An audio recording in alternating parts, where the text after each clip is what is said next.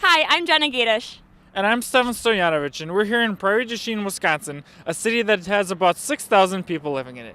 It's also in Crawford County, which is one of the counties that flipped from being blue in 2012 to red in 2016. Now, we spoke to both sides of people supporting Clinton and Trump, but we're going to kick it off with a man who let us into his home.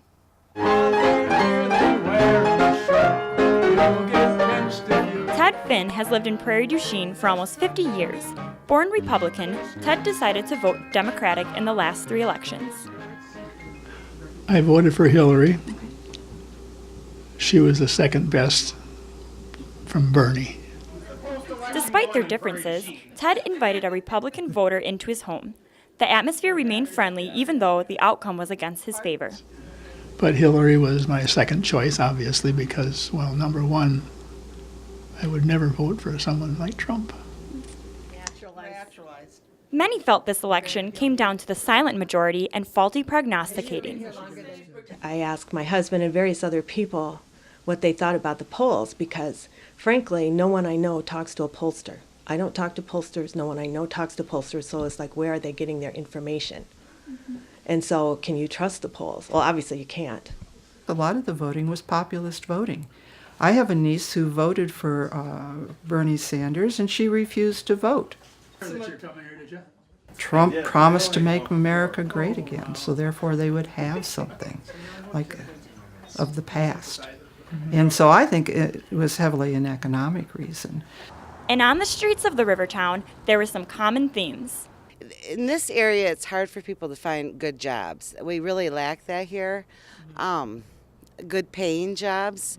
A lot of people work a lot of part-time jobs because people can't get full-time because a lot of places just hire part-time. Willing to give Trump a chance, Luedtke is optimistic. Well, I'm hoping that he is able to bring a lot of jobs back into this country, a lot of good paying jobs. That it's hard to make a living on $9, $10 an hour. And especially right here, in this area, if you get a $9, $10 an hour job, that's a pretty good job. So that's what we need. We also found Trump supporters. Some think the reason the county flipped might have been foreshadowed by the Scott Walker recall election of 2012, when Walker retained his seat following a battle with unions. Well, if you'd been here for the recall, you weren't shocked. You had seen this before the night of the recall election. You saw that Republican, the first waves come up on the beach, and then the tidal wave hit November 8th. Take a look at this map from CNBC. Trump took Crawford County 50% to 45% over Hillary Clinton, and the county flipped by 25 points from 2012. I was kind of surprised that it changed too. I know a lot of my friends were thinking Hillary, 2 months ago, and I don't know if it's just because of the scandals that came out or if we just are more worried, as time got closer and people decided to go for Trump. This map from the Bureau of Labor Statistics shows the average weekly wages in Wisconsin by county. Crawford is here, and it falls in the lowest category of less than $649. He listened to the working class people, and I think he touched a nerve with them.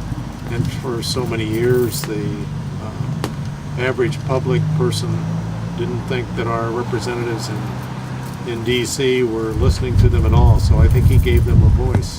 Now we found that some people did not want to share their opinion about the election, and actually found some business owners thought that it would be bad for their business. And jobs seems to be the major issue here in Prairie du Chien and the area. And an even bigger question is this change just for a little while, or can we expect Crawford County to go red again? For Media Milwaukee, I'm Jenna Gaidosh. And I'm Stevan Stojanovic.